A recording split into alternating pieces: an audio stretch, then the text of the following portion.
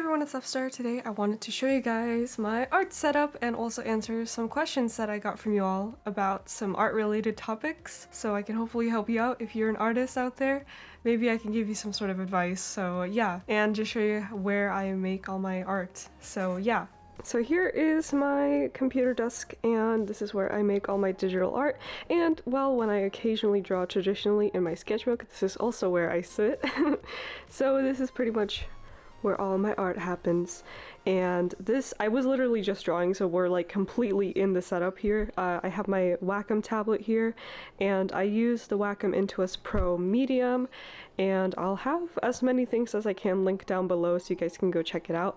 And I've had this tablet since I started digitally drawing, so it's been like, I don't even know, maybe like 6-7 years I've had this thing, and it's lasted me the entire time. And like, I don't know if you can see, but this is like scratch marks from my stylus, so this has gone through a beating, and it still works like a charm. I've had no issues with it, and it's amazing, so definitely worth it, I think. Obviously not sponsored, but I definitely would recommend Wacom as like a tablet for drawing. And once I take a seat here, I'll show you guys what I was working on. So I'm just working on a little chibi drawing right now because you'll actually see this probably. I'm making a little like, please drop this video a like sprite thing that I want to put on like the corner here, so you might see it like right here. Yeah! So that's what I'm working on right now. So we have Photoshop open. I still use Photoshop to draw, even though Photoshop makes me very angry, especially with current stuff going on with AI and everything, but we're not going to get into that today. Anyway, besides all that, I still do think Photoshop is a really great program to use for making art. It's very versatile, so I'm still using it. I went through hell and back just trying to learn this program in the first place, so I'm definitely still using it. So yeah, I have all my brushes here. They're all like custom presets and stuff. And yep, so that is my drawing station, and I just take my little stylus and draw. Yeah. And when I'm not drawing, I just put my tablet like under my desk, so it's pretty great, pretty convenient. And yeah, so besides that, I guess I'll give you guys just a quick little look around my desk in case you're interested. I'm sure it's kind of, you know, maybe you're a little bit curious, like what's going on back there? So let's go from over here. We have my little lamp, very bright. I really would like a cover on it, but then it makes my room too dark, so I guess it's fine. Anyway, little pencil holder. This is actually a candle that I reused. Anyway, we have some little boxes and storage things. This is my little shelf. Some books here, and my headphones are sitting on top of here right now because I usually leave them on top of my microphone, but I'm using it right now. Well, not right now, but it's on. Anyway, my creeper plushie is right there. I got a little wax melter running, and my epic little this is a hairpin, and it's an axe, and it's like Norse themed, and it's pretty cool. So yeah, on my shelf we have my books, we have some more pencils. This is my drawing glove that I wear when I draw, and it's Huon because Wacom didn't give me one, so I had to buy it from Huon. Okay, you get the idea. I can't do this with one hand. Over here we have some knickknacks. This is my like, just, you know, my screen blue light blocking glasses, and like lip balm, stuff like that. Over here we have my journal slash sketchbook, my, you know, art journal kind of thing, and my favorite sketchbook is here, and this is like extra journal pages that I filled out. So yeah, I just leave that here. And over here is my really janky like monitor setup here. So this is like how I stabilize my monitor so that it doesn't start wobbling when I'm like typing and stuff. So it's just like two little books that I cut in, like, no, it's one book and I cut it in half and it just sits there. And yeah, over here I have my pencil case and my little squishy. My favorite little squishy! I still love this thing, if you guys remember it from my sleepover video. Over here is my Etsy shop supplies. So this is where I pack my orders. I get my bags and then my stickers, and yeah. Here's my laptop that I use kind of as like a secondary workspace. Sometimes I need it for certain things. And here is my Pusheen! My Pusheen! This is my pride and joy, but she's so cute, and like today she's just sitting here with me. But yeah, my little precious Pusheen. She's so squishy. Squish. We got my water. Make sure to drink your water. And I got my empty teacup here and my phone. I just threw it on the floor.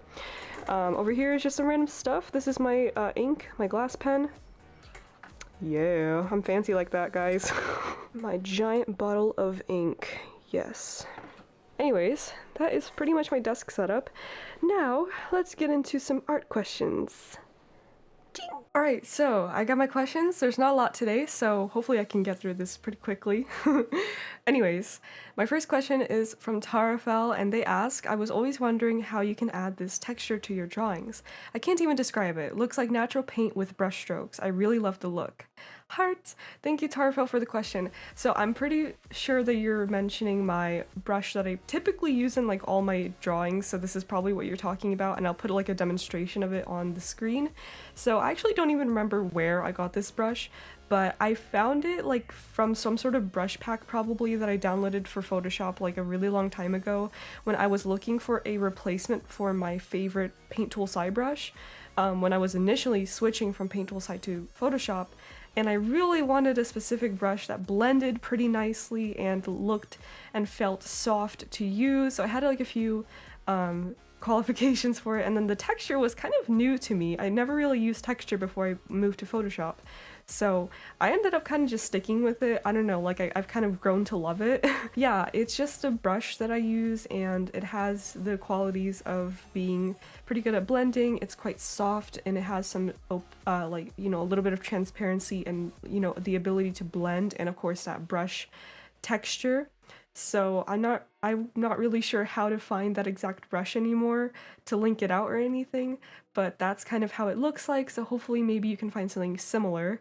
But yeah, I pretty much just use this one brush for like all my coloring and painting and stuff, so I stick to a very small amount of brushes, but that is like my main brush. I use it all the time. Molly asks, my question is, how do you develop your art skills, and how did you start making artworks? I typically take a very chill approach to developing my art skills whenever I try to improve my art. I try to do it in as much of a fun way for me as possible, which typically means finding references online and maybe looking up some tutorials.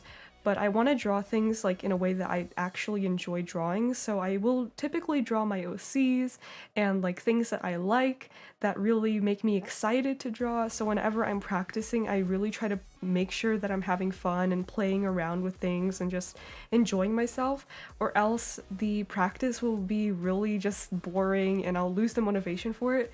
So I think my biggest advice for anyone trying to improve their art skills is just to try to do it in a way that's fun for you. Sometimes that'll mean you'll be learning a little bit slower because you're not like, you know, being like 100% in the zone, grinding your skills, but you know what? I think it's mostly important to stick to the long game and not burn yourself out doing boring art practice all the time, so yeah. Trizzy Egan asks, what things do you prefer digital art over traditional art and vice versa? They have a few more questions, but let's start with this one. I definitely prefer the customizability of digital art.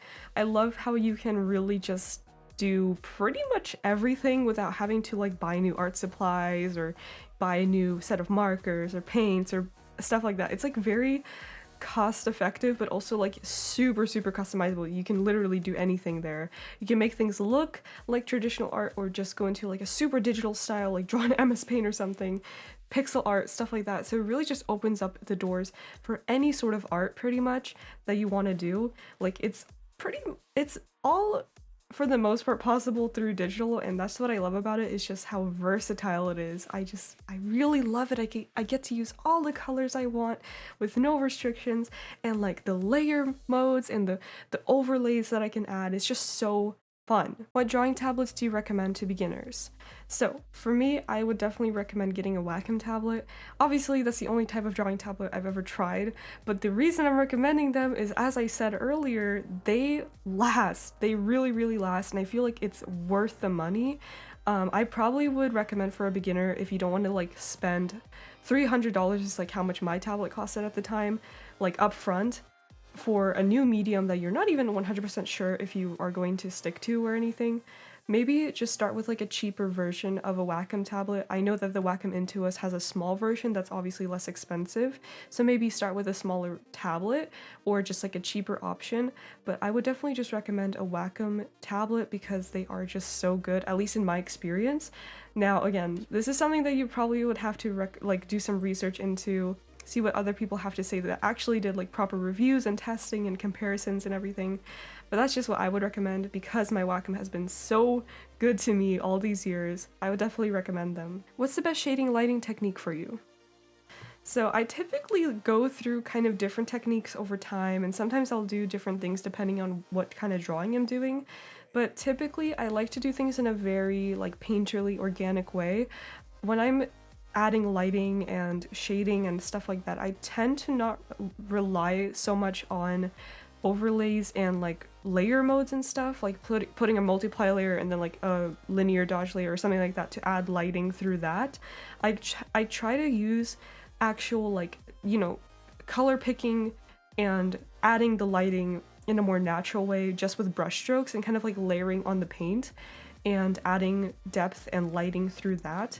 So I'm a very like I think my digital art process is a little bit traditional in that way, where I just kind of see it as layers. I'm adding layers of paint onto my canvas, so I'll usually start with just like a mid-tone, and then I'll add some shadows and then highlights and just try to make it look more dynamic, have some more nice lighting just with my brush and not so much layer modes. And typically after I get like the foundations of my lighting done, there's some shading, there's some highlights, then I will probably add some more overlay effects, you know, maybe a multiply layer, give it some more depth, and then like some, you know, highlights with color dodge or linear dodge. So then I throw in the layers and everything. Yeah, I hope that makes sense. I can't really give like a full demonstration here because that's not really what this video is all about. But basically, lay down the brush strokes first and then work with layer modes. And what drawing programs have you used in the past but no longer use today? So my first drawing program that I used when I started digital art was Ibis Paint back on my iPad like a really long time ago. But when I switched over to like my digital computer setup, I started with FireAlpaca, then I moved to Paint Tool Sai, and now I'm using Photoshop. So I would say honestly, FireAlpaca is pretty good. It's not great. I think Paint Tool Sai is really, really good. I love Paint Tool Sai till this day. I think it's a really great drawing program.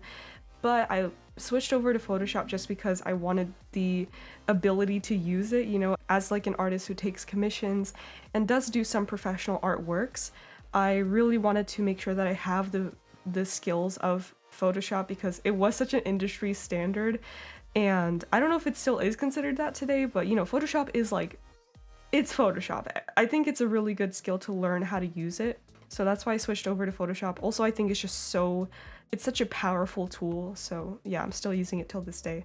But I also think ClipStudioPaint is pretty good. I've never used it myself, but I know so many people who do.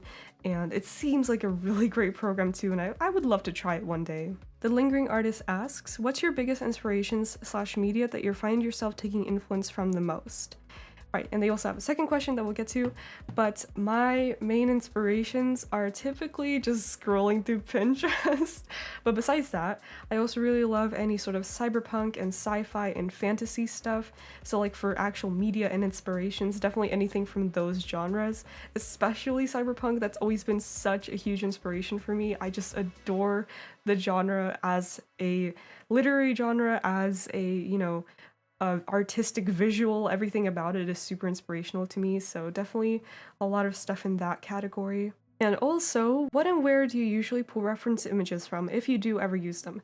I want to mention, I 100% always use reference for like everything I draw because I am so reliant on them, maybe a little bit to a fault, but my biggest place to get reference for images from is Pinterest, you can probably assume. That is definitely my go-to. I sometimes also look on unsplash.com or just like Google Images, you know? So definitely Pinterest is my main. And sometimes I'll even go out of my way to like look through different books for like illustrations and movie screenshots, stuff like that. So I also really love to look for references that look more organic. So movie screenshots and stuff like that is really helpful for that. especially when you want to build like a scene in your art, because obviously movies are full of scenes. So yeah, I think that's also a pretty great outlet to look for references. Reiko asks, do you have any particular tips for studying art topics like shading or folds? What do people exactly mean when they tell you to study and observe? The way that I typically learned all of these fundamentals, like how to shade or how to draw folds, which I specifically remember having to learn like in my sketchbook one day, I will typically look through art tutorials on YouTube or just little visual art tutorials like on Pinterest or DeviantArt or like whatever sort of website, right, that people are sharing art tips on, because a lot of artists make really great graphics for teaching you certain skills.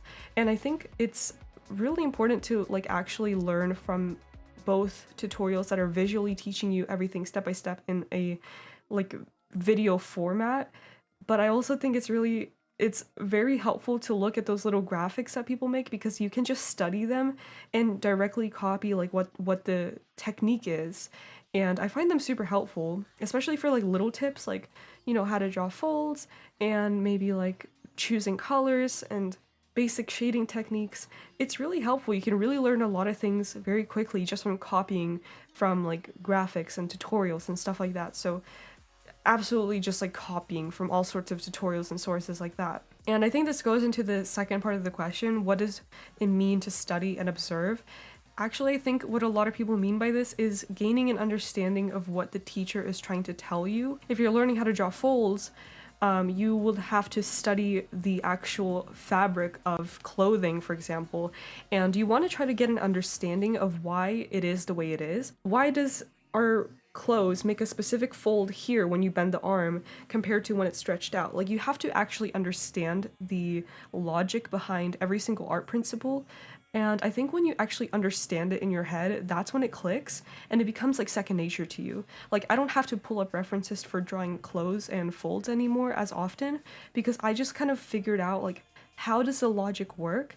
And then I can apply it to my art without having to look up specific references all the time. Once you learn and understand certain things, it's really important to also copy things, because I feel like a lot of us learn really well from just imitation. Like, that's a skill that we get from like just looking at our parents do things when we're really young. You know, it's basic human nature. So copy and look at what other artists are doing and try to learn from them. __dots asks, can you give some tips on drawing symmetrical angles?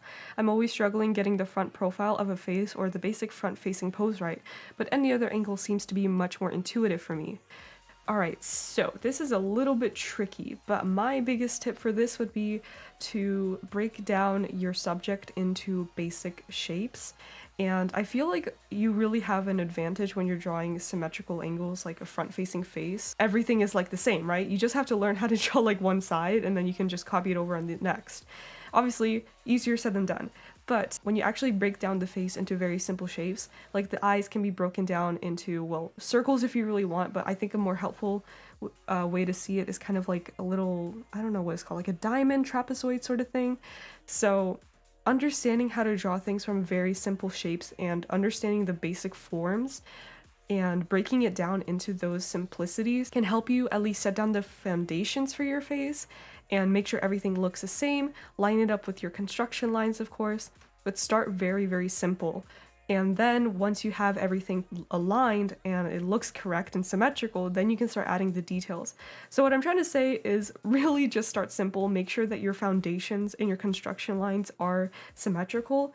Don't just start drawing a really detailed eye and then try to do another one on the other side, because obviously that's just going to be way harder to make look symmetrical. Tease Era and Stuff asks, which setup do beginners go for and what is it? So, I'm assuming you mean kind of like what sort of tablet, program, stuff like that people go for, like tools.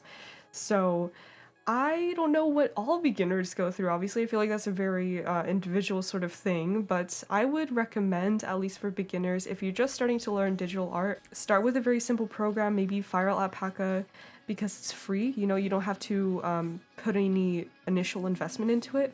So just install a free program, get the hang of just learning the motions of drawing digitally. Start with a very simple, cheap tablet. You really don't need anything fancy. Don't worry about the keybinds, the buttons, the little extra bits and bobs. Just get a simple tablet and start there. For traditional, it's even simpler. pen and paper. You don't need anything else. Don't get any fancy Copic markers. Don't get any fancy Faber-Castell Micron pen. No, you don't need any of that. Pen/pencil and paper. Just start drawing. You gotta learn the foundations before you can worry about all the fancy tools and equipment. So really, when you're a beginner, your setup should be pretty simple, so you don't have to stress about what program should I use or like what tablet should I get. Just start very simple, whatever works for your budget, and just focus on drawing. Toff Foom asks, how do you get ideas for drawing? I want to get back into doing art, but I've had art block for a few years. All my ideas come from my OC universe. So I have like a whole bunch of OCs, and they have like a world, you know, which includes like a whole bunch of different stories and lore and like character interactions. And because I have such a hugely fleshed out world with a bunch of characters that I really, really love, it is second nature for me to just draw them and like different scenarios with those characters. So for me, getting ideas is a piece of cake. Typically, if I don't know what to draw, I'll just look up on Pinterest, see, oh, that picture kind of reminds me of one of my characters, I can draw them in this pose or whatever, and then I'll just draw that, you know? So my ideas really are just because of my OCs. I would say find something that you really love to draw. Maybe make something a little bit bigger than one piece of art. Like if you really love to write stories, maybe you can draw some sort of stuff involved with that. Or if you really love nature, maybe you can start a project involving drawing different scenes with plants and stuff like that. You know, find like a passion and what you want to represent in your art and try to see if that sparks your interest. I know a lot of artists kind of have like a specific theme that they always stick to. A lot of people really love drawing like cute girls or cute boys or, you know, their OCs or like fan art of different characters they love from different franchises or like, you know, objects even. Maybe like animal skulls or different plants or plushies or I don't know, something. Just find something that you really love to draw. Maybe stick with a theme for a little bit and just kind of like make a collection of a theme that you really like. And maybe that'll inspire you. But honestly, inspiration and motivation is one of the hardest things to really give advice on for artists because it is so individual. But I hope that helps. And the last question for today is, Maya is very friendly asks, do you personally think it's a good art tip to not do line art, and instead of line art to clean up the sketch? So this is honestly very much depending on what you prefer. Some people hate doing line art, and in this case, maybe you would want to consider switching over to the, you know, sketch cleanup technique, which is honestly what I do. For most drawings that are not like commissions and very like serious art pieces for me, I typically just draw a very loose initial sketch that includes just like my basic pose and whatever. And then on top of that, I'll just start drawing and it'll be really in between like line art and sketch. So kind of messy, kind of clean, and I'll just clean it up a little bit if I want to. Typically, I'll just leave it, honestly. I wouldn't say it's a good art tip because it depends on if you want to do it or not, but I definitely feel like it has its advantages.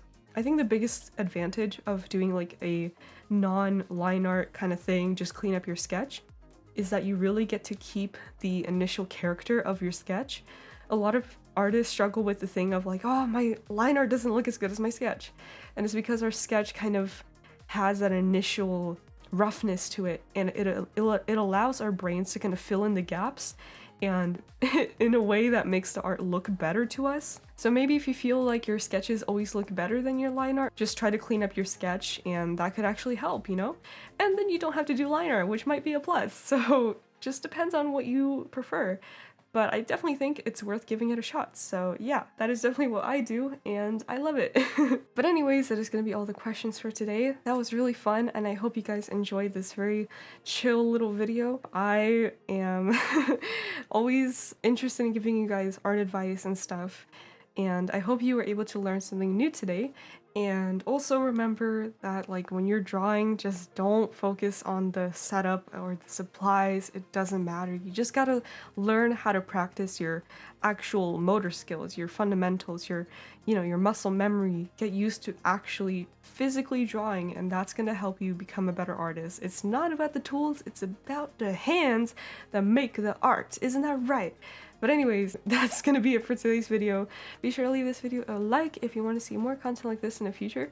And with that being said, guys, I hope you have a great rest of your day, and I will see y'all next time. Bye!